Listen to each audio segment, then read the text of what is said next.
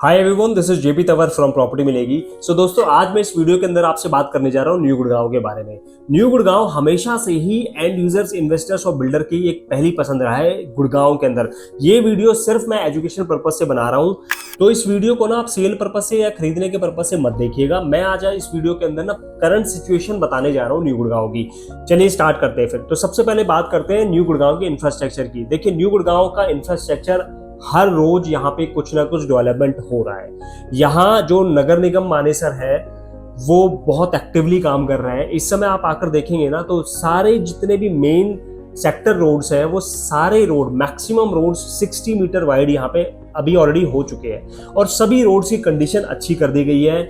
Footpaths वगैरह बहुत अच्छे से रेडी कर रहे हैं, स्ट्रीट लाइट्स लगाई जा रही है। एक और मैं आपको बताना चाहूंगा कि जब कभी आप न्यू गुड़गांव में आते हैं तो आप नौरंगपुर साइड वाला जो एरिया आप देखते थे अभी तक, जिसमें सेक्टर 78, 79B, 79, 80 ये सारे सेक्टर जिसके अंदर आ जाते थे, इन सेक्टर्स की जो अप्रोच रोड होती थी वो बहुत नैरो रोड होती थी। आज भी वो एग्जिस्टिंग अगर आप देखेंगे तो नैरो रोड है वो, लेकिन उस रोड पर भी एक्टिवली काम शुरू हो गया है, उसकी डिमार्केशन हो गई है, उसको 60 मीटर वाइड रोड बनाया जाएगा।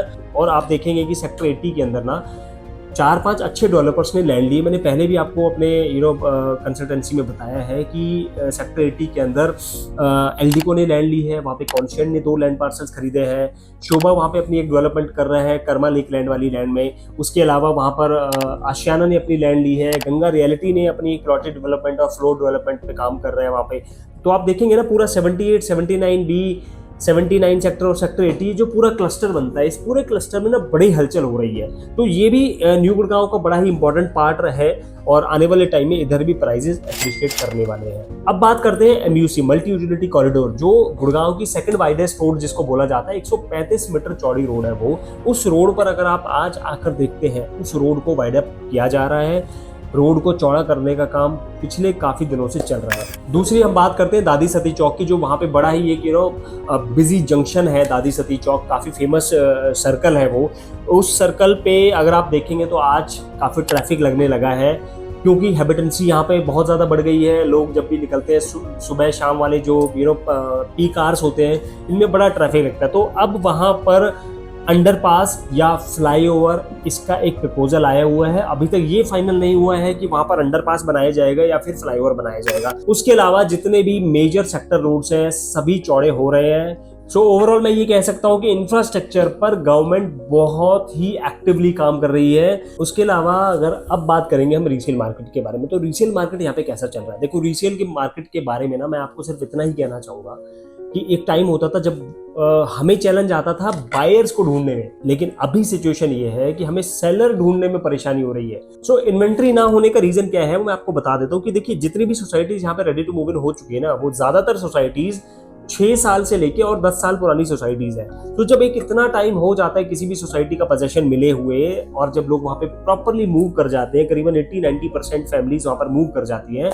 तो वहां पर फिर एट लास्ट एंड यूजर आ जाता है। सो ऐसी जगह पे क्या होता है कि जब एंड यूजर आ जाता है ना, तो वहां पे ना रीसेल अपने आप कम होने लगती है, बिकॉज एंड यूजर को प्रॉपर्टी बेचनी नहीं है, उसने रहना है, उसने खुद यूज करना है। तो एंड यूजर ने तो प्रॉपर्टी बेचनी नहीं है, जिस वजह से इन्वेंट्री मार्केट के अंदर नहीं आ रही है, और जो रीसेल का बायर है उनको अप्रोप्रिएट इन्वेंट्री मिल नहीं रही है। चॉइसेस ज्यादा है, जो चीज आती है, जो एक दो यूनिट्स कुछ आती भी है किसी पर्टिकुलर सोसाइटी के अंदर, वो ज्यादातर बायर्स को पसंद आती नहीं है। तो एक ये भी रीजन है जिसकी वजह से सेलर्स नहीं मिल रहे हैं, इन्वेंट्रीज नहीं आ रही है। अब बात करेंगे एक ऐसे प्रोडक्ट की जो हमेशा से ही सुपर डिमांड में रहा है, अफोर्डेबल हाउसिंग।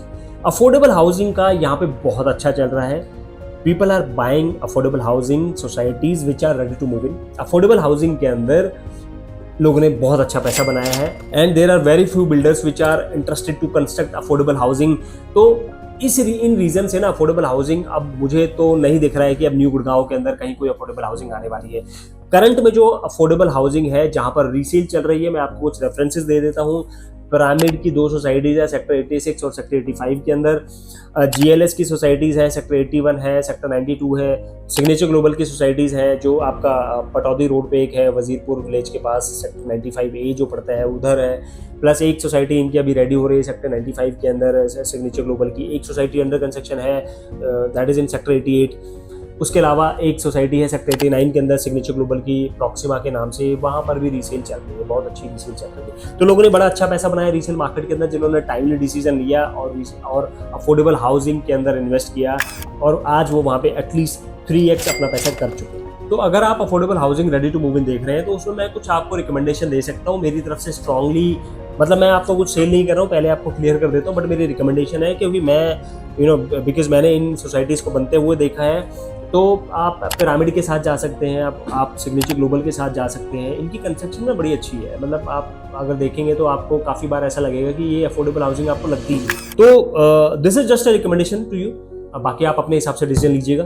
तो अब बात करते हैं फाइनली जिसका सबको बड़ी बेसब्री से इंतजार है कि नए लॉन्चेस कौन से आ रहे हैं, किस किस सेक्टर के अंदर नए प्रोजेक्ट्स आने वाले हैं। तो मैं आज आपको इस वीडियो के अंदर ये भी बता दूंगा कि कौन कौन से सेक्टर के अंदर नए डेवलपमेंट आ रहे हैं।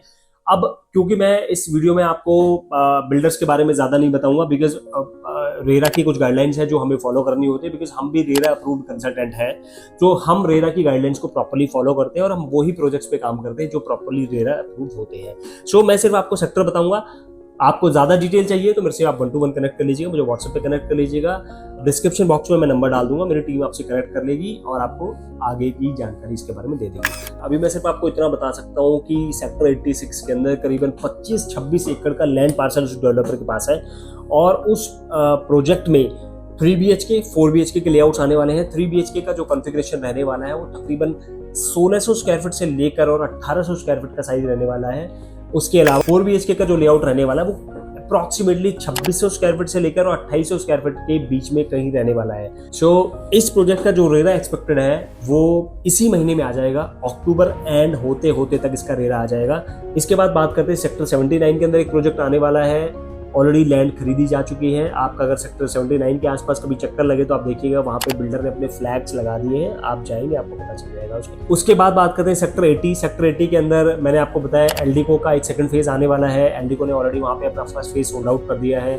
इसके अलावा वहाँ पे त्रिहान आयरिस ने भी लैंड ली है, जो अपना एक सुपर लग्जरी प्रोजेक्ट वहाँ पर लेकर आने वाले हैं। कॉन्शियन डेवलपर ने सेक्टर 80 के अंदर लैंड ली है। शोभा डेवलपर का काम चल रहा है, शोभा आरानिया के नाम से उनका प्रोजेक्ट है जो सेक्टर 80 के अंदर आ रहा है। सेक्टर 83 के अंदर एक एग्जिस्टिंग प्रोजेक्ट है, उसी का एक एक्सटेंशन आ रहा है जिसमें एक आइकॉनिक टावर बनाया जा रहा है। प्राइजेस स्टार्ट हो जाते हैं 3 BHK के 2.7 CR से।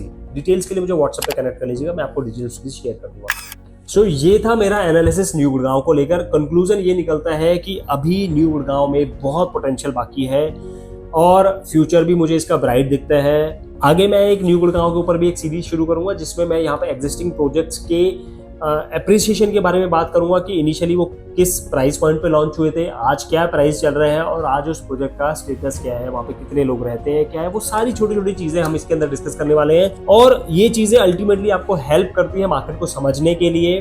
तो अगर आपने अभी तक चैनल सब्सक्राइब नहीं करा है ना, तो चैनल को जरूर सब्सक्राइब कर लीजिएगा। Thank you so much for watching this video. मिलता हूँ आपसे अगले वीडियो में।